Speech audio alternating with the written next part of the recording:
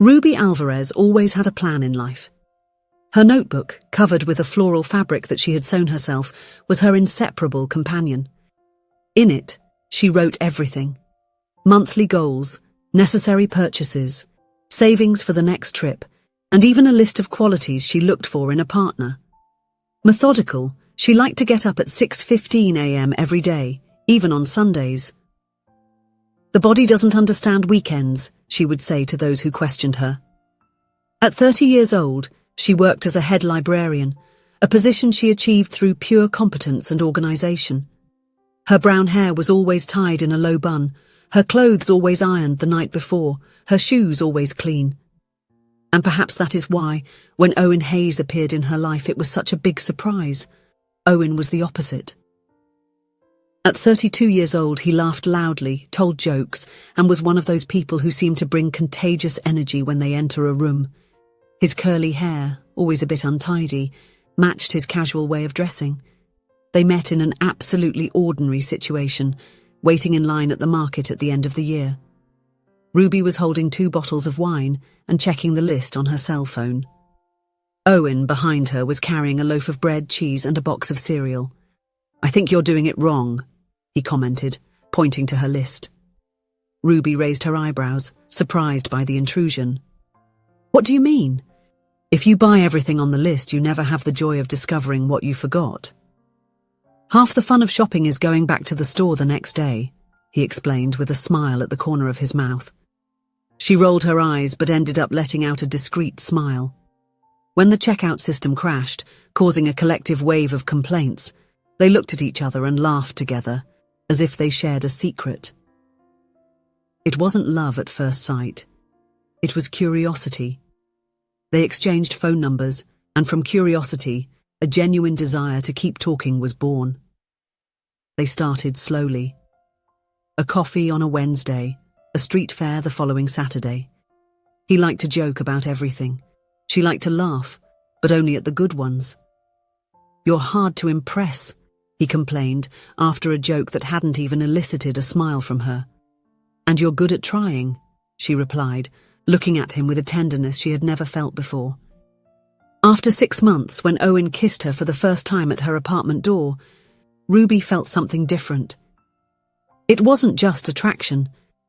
It was as if, somehow, he was a missing piece in the puzzle of her life. A piece she didn't even know she was looking for. They had been together for almost 2 years. They didn't live together, but spent almost every weekend in the same apartment. They shared groceries, series, existential crises. They had a light-hearted yet deep relationship. When she missed the bus and cried out of frustration, he would pick her up just to say, "It's a good thing you missed it. Otherwise, we wouldn't have seen each other today." And she, who had a methodical temperament, learned from him that sometimes it's okay to leave clothes on the chair for 3 days. Owen worked as an administrative assistant in a commercial building downtown. The company, H+S Consulting, was on the rise, according to him. He spoke enthusiastically about the projects, colleagues, and the demanding yet fair boss. "How was your day?" Ruby would ask every night. "The usual. Meetings, phone calls, some boring reports," he replied, always with a tired but satisfied smile. Ruby woke up on a Tuesday that seemed ordinary, yet felt something different in the air. The sun was peeking through the gaps in the curtains. It was a perfect day to do something special. She picked up the phone and looked at the calendar. Nothing special marked, but still, she felt an urge inside her, a desire to do something she had never done before. She glanced at the clock. 8:17 a.m. Owen must have been at work for half an hour by now. She had the day off, a rarity in her routine. Lying there staring at the ceiling, an idea came to her that made her smile. Ruby was never the impulsive type, but that morning she woke up with an uncontrollable urge to surprise him. She got up energetically, took a quick shower, and headed to the kitchen. She decided to prepare his favorite lunch, eggplant lasagna with homemade tomato sauce, a recipe she had learned from her mother and knew he loved. Throughout the entire morning, she dedicated herself to preparing everything perfectly. The kitchen, usually immaculate, was now filled with pots, ingredients, and the comforting smell of homemade food. With everything ready, Ruby placed the lasagna in an insulated bag, along with a bottle of natural juice and 2 pieces of apple pie she had made over the weekend. She put on a blue blouse that Owen always complimented, applied a discreet lipstick, and left home with a light heart, anticipating the surprise in his eyes. She took the subway, and sitting while watching the stations pass by, felt a mix of excitement and nervousness. She had never been to his workplace before. She got off 2 stations before the stop where the building was located, preferring to walk a bit under the mild sun of that spring afternoon. The commercial building rose imposingly. Ruby entered the lobby, the insulated bag in one hand, a small bouquet of daisies in the other, bought from a street vendor along the way. "Good morning. I came to visit Owen Hayes from H+S Consulting," she said to the receptionist with a broad smile. The woman behind the counter, around 50 years old with rectangular glasses and grey hair in a bob cut, frowned. "H+S Consulting. It's on the 14th floor. But I don't know any Owen Hayes." Ruby felt a chill in her stomach. "He's been working there for more than 3 years. He is an administrative assistant." The receptionist typed something on her computer, looked at the screen for a few seconds and raised her eyes to Ruby. "There's no Owen Hayes in our system. Are you sure it's in this building?" Ruby nodded, feeling her throat dry. "I can call the company's HR for you to confirm," offered the receptionist, noticing Ruby's discomfort. "Please." The receptionist made the call, exchanged a few words in a low voice, and hung up the phone. "I'm sorry, but they confirmed that there is no Owen Hayes working at H+S Consulting at the moment." Confused and with her heart in her stomach, Ruby thanked and went out to the building's hall. The daisies, which had seemed so cheerful before, now hung sadly in her hand. She pulled her phone from her pocket and, with trembling fingers, called Owen. He answered on the 3rd ring. "Hi, Ruby. Everything okay?" "I'm here at the H+S Consulting building. Look, I brought your lunch," she said, her voice almost a whisper. On the other side, silence. And then, "Ruby, can you meet me at the cafe on the corner?" 20 minutes later, sitting at a table in a small and cosy cafe, Ruby watched Owen through the window. He was approaching, walking slowly, as if each step was painful. When he entered the establishment, his eyes met hers immediately. Owen was pale, the face of someone who had been caught in the middle of a lie hard to sustain. "I don't work there anymore, Ruby.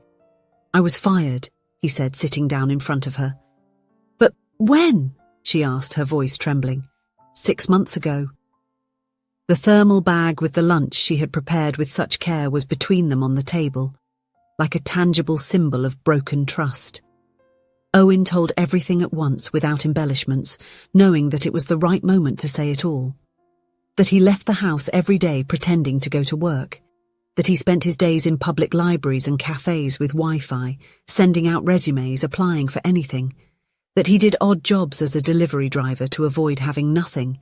That deep down, he was trying to get back into the job market, but with less and less hope. "Why didn't you tell me?" Ruby asked, feeling her emotions mix like paint in a glass of water. "I was ashamed, Ruby. Ashamed to say that I failed. To admit that I'm not the successful guy you deserve." Ruby was listening, processing every word, and she was very upset to hear all of it. Not because he was unemployed, it was because he hadn't trusted her. She took a deep breath, tried to understand, but couldn't ignore the pain of the broken trust. I think I need some time. I need to think. Ruby, I'm sorry. I was scared."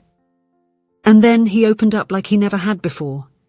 He shared that he came from a family that always valued a good image, where failure was not an option, that all his cousins were successful, suited up, with important positions, and that he, Owen, never really knew what he wanted to be. But he tried, even when everything inside him screamed that he was insufficient. "When I met you, I fell in love in a way I had never felt before. But then came the fear of not being who you deserved. I felt like a failure, Ruby. And lying was a way to try to keep you by my side.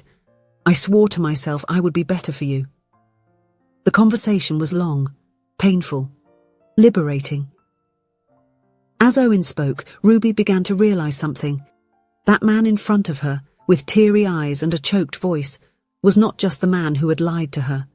He was also the man who, when she missed an important deadline at work, made a point of reminding her of all the times she succeeded. He was the man who knew her favorite song and played it on bad days without her needing to ask. "You know what hurts me the most?" she finally asked. "It's not the fact that you're unemployed. It's knowing that you didn't trust me enough to share it, that you thought I would love you less because of it." Owen lowered his eyes, guilt evident in every line of his face. "I don't like what you do. I like who you are," Ruby said, feeling the words come straight from her heart. It was the phrase that changed everything. That afternoon she showed a rare strength of character, the kind you don't see often. In a time when relationships are often based on what a person has, rather than who a person is, she chose to look beyond. But she was also clear. I will only stay if it's genuine. One lie can become 2, then 3. And then there's no turning back. He understood. And they decided to start over. In the following weeks, they adjusted their routine, organized their finances, and sat together to review his resume. Ruby helped him prepare for interviews, repeating common questions, giving feedback on his responses. "You don't need to be perfect, Owen. You just need to be yourself," she would say, holding his hands before each interview. Gradually, he started to believe in himself again. He realized he didn't need to carry the weight of his family's expectations, nor constantly compare himself to others. He just needed someone to be by his side without demands, someone who saw his worth beyond his salary or professional position. 3 months after that fateful Tuesday, Owen got a new job. It wasn't the dream position, nor a great salary, but it was honest. It was real and had new growth prospects. The night he received the news, they celebrated with a bottle of cheap wine and a pizza. Sitting on the floor of her apartment, surrounded by cushions, they laughed like they hadn't in a long time. "Do you know what I learned from all of this?" he asked, looking at her with an almost palpable intensity. "What?" "That sometimes what we fear sharing the most is exactly what frees us when revealed." Ruby smiled, reaching out to touch his face. The trust, which had been shaken, was now being rebuilt, stronger and deeper. And most importantly, he was no longer alone. The lie almost tore them apart. But the truth saved them. Ruby learned that, even with all her planning and organization, life had unpredictable ways of unfolding. Owen learned that vulnerability wasn't weakness, even in tough times. It was the only true path. That night, as Ruby fell asleep in his arms, she thought about the thermal bag that months ago she had taken to the building where Owen never worked. The bag they now used to carry snacks on weekends in the park. A physical reminder that sometimes it is in the detours from the planned path that we find the most valuable lessons and the deepest connections. Sometimes relationships go through trials, and it's up to each person to handle them in the best and most genuine way possible. For Ruby and Owen, the choice was clear. They chose truth. They chose to grow together. They chose to see beyond appearances and expectations. They chose love, not as a perfect fantasy, but as a real journey, with highs and lows, with challenges and lessons. And in the end, that was all that really mattered. If you enjoyed the story, please leave a comment with a rating from 1 to 5 to show how much you liked it. Also, watch the video that is now appearing on your screen. See you soon.